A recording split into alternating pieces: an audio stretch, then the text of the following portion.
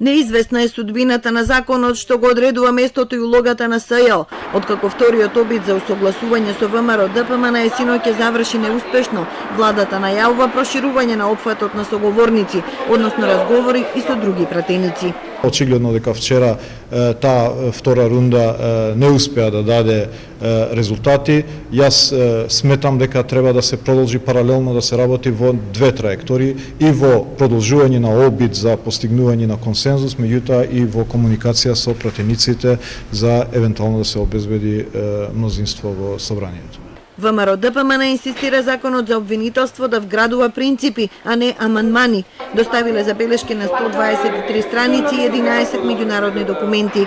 Ја обвинуваат власта дека сака да тргува со принципот на независно и непартиско обвинителство и дека посакува обвинителство кое ќе служи за политички прогон и заштита на нејзиниот криминал.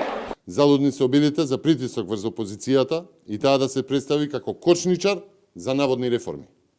Ваков законски текст, како што е доставен, е антиреформа, со оглед на тоа што не содржи огромна низа на релевантни препораки кои што ќе доведат до право и правда, до правна држава, до јавно обвинителство во име на граѓаните, до јавно обвинителство кое нема да се плаши да ги истражи криминалите на власта. А тоа се и основните принципи за постоење на јавно обвинителство. Барањето амандмани во оваа фаза е токму тоа, обид за трговија со основните принципи.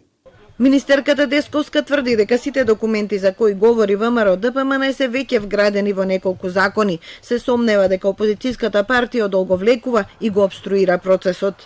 Во моментот кога ВМРО ДПМН ќе достави конкретни амандмани за подобрување на текстот, утре дента ќе закажам состанок на кој што ќе седнеме и ќе се произнесеме по тие амандмани.